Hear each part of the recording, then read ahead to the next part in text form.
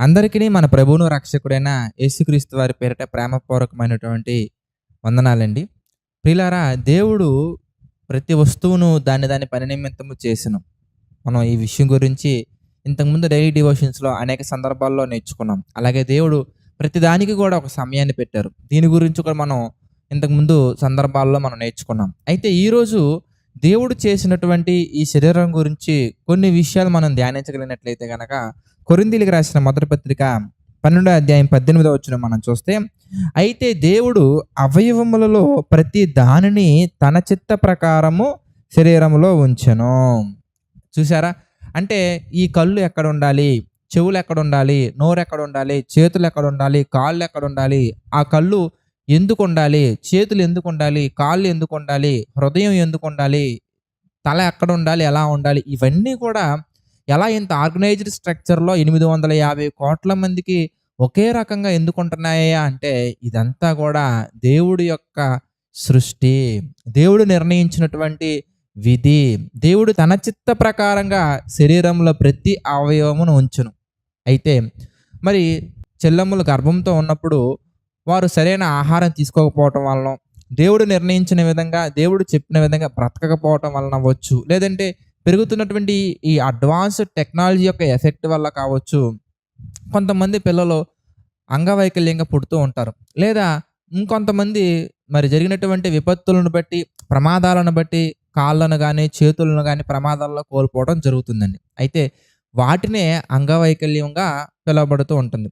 ఇప్పుడు పుట్టుకతోనే ఒకవేళ గుడ్డివారిగా పుట్టారనుకోండి, దేవుడు ఎందుకు వారిని అలా పుట్టిస్తున్నాడు, వీళ్ళని ఎందుకు ఇలా పుట్టిస్తున్నాడు, ఎంత టెక్నాలజీ పెరిగితే మాత్రం ఆయన కాపాడొచ్చు కదా, ఆపొచ్చు కదా అనే ప్రశ్నలు అనేవి జనరల్‌గానే మనకు వస్తా ఉంటాయి.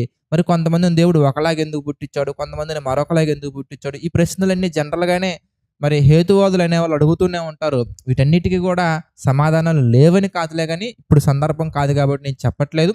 వీటన్నిటికి సమాధానాలు అనేవి మీరు జేసీ టెంపుల్ అందిస్తున్నటువంటి బైబిల్ స్టడీలో కనుక మీరు జాయిన్ అయినట్లయితే వీటన్నిటికీ ఆన్సర్స్ అనేవి మనకు దొరుకుతాయి. అయితే మనలో చాలామంది క్రైస్తవ్యంలోకి రాకమునుపు, అనగా యేసుక్రీస్తు వారిని సొంత రక్షకునిగా అంగీకరించక మునుపు, ఎవరైతే ఈ అంగవైకల్యం కలిగిన వారు కనబడతారో వాళ్ళని చూసి హేళన చేసేవాళ్ళు చాలామంది ఉంటారండి. వాళ్ళని చూసి వెక్కిరించే వాళ్ళు కూడా, అపహాస్యం చేసేవాళ్ళు కూడా చాలామంది ఉంటారండి. అయితే అంగవైకల్యం కలిగినటువంటి వారి గురించి మనం ఆలోచించినట్లయితే బైబిల్‌లో ఎక్కడా కూడా నీకు ఒక కాలు లేదు కాబట్టి నువ్వు పరలోకం రావు అని ఎక్కడా లేదండి. ఒక కన్ను నీకు సరిగ్గా పనిచేయట్లేదు కాబట్టి నువ్వు పరలోకానికి అనర్హుడు అని ఎక్కడా లేదండి. ఒక చెయ్యి లేదు కాబట్టి నువ్వు పరలోకానికి రావు, రాలేవని బైబిల్‌లో ఎక్కడా లేదండి. బైబిల్‌లో ఇంకా ఎలాంటి సందర్భాలు మనకు కనపడతాయి అంటే, నువ్వు ప్రార్థన ఎక్కువగా చేసినా, సువార్త ఎంతో ఎక్కువ మందికి ప్రకటించినా, లేదంటే నువ్వు ఎంత భక్తిగా జీవించినా, ఆ భక్తి దేవుని కొరకు కాకుండా, దేవుని చిత్త ప్రకారంగా కాకుండా, మనుషుల దృష్టిలో గొప్పవారుగా అవ్వాలని గనుక నువ్వు చేసినట్లయితే పరలోకానికి అర్హుడువు కాదు అని మనకు బైబిల్‌లో కనబడుతది. అంటే ఎన్ని సువార్తలు చెప్పినా, ఎంత కార్యక్రమాలు చేసినా కూడా మన యొక్క జీవితం అనేది, మన ప్రవర్తన జీవితం అనేది దేవుడు చిత్త ప్రకారంగా లేకపోతే పరలోకానికి మనం చేరుకోమనే మాట మనకి బైబిల్‌లో కనబడుతది. కానీ ప్రియులారా, శారీరకంగా అంగవైకల్యం కలిగినటువంటి వారు పరలోకానికి రారు అనే మాట ఎక్కడ మనకు కనిపించదండి. అంటే దేవుడు చూసేది శరీరాన్ని కాదు ప్రియులారా, ఆత్మను చూస్తారు గనక మనకు ఒకవేళ ఒక కన్ను సరిగా పని చేయకపోవచ్చు, కాలు సరిగా పని చేయకపోవచ్చు, లేదంటే నోరు సరిగా పని చేయకపోవచ్చు, కానీ మనం సక్రమంగా ఉంచుకోవాల్సింది హృదయాన్ని, అనగా ఆత్మను. మనం ఆత్మీయంగా బలంగా ఉంటేనే, పరిశుద్ధంగా ఉంటేనే పరలోకానికి చేరుకుంటామండి. అయితే మనందరికీ తెలిసినటువంటి అంగవైకల్యం శారీరకమైన అంగవైకల్యం, అయితే మానసికమైన అంగవైకల్యం కూడా ఉందండి. ఇంకా బాగా చెప్పాలంటే మనోనేత్రాలు వెలిగింపబడకుండా బ్రతికినటువంటి వాళ్ళ గురించి, మనోనేత్రాలు వెలిగింపబడిన తర్వాత పాపంలో వెళ్ళే వాళ్ళ గురించి దేవుని యొక్క వాక్యం ఏమని చెప్తుందయ్యా అంటే, ఎఫెసీయులకు రాసినటువంటి పత్రిక 4వ అధ్యాయం 15వ వచనం మనం చూస్తేనండి, ప్రేమ కలిగి సత్యము చెప్పుచు క్రీస్తు వలె ఉండుటకు మనం అన్ని విషయములలో ఎదుగుదుము. 2 కాళ్ళు మనకున్నప్పుడు ఒక కాలు మాత్రమే ఎదిగి మరొక కాలు ఎదగకపోతే అది శారీరకమైన అంగవైకల్యం అయితే ప్రియులారా, ఆత్మ సంబంధమైన అంగవైకల్యం అంటే ఏంటంటే, నీవు ప్రేమ కలిగి ఉండాలి. దానితో పాటు వాక్యము చెబుతూ ఉండాలి. దానితో పాటు విశ్వాసం ఉండాలి, ప్రార్థన ఉండాలి, బైబిల్ రీడింగ్ ఉండాలి, సువార్త చెప్పగలిగి ఉండాలి. మనలో కొంతమంది సువార్త బహుబలంగా ప్రకటించి ప్రార్థనా జీవితంలో గనక ఒకవేళ తక్కువగా ఉన్నట్లయితే వారు సువార్త విషయంలో బలవంతులే, కానీ ప్రార్థన విషయంలో బలహీనులు. అంటే వీళ్ళకి ఏమొచ్చింది? ఆత్మ సంబంధమైన అంగవైకల్యం వచ్చింది.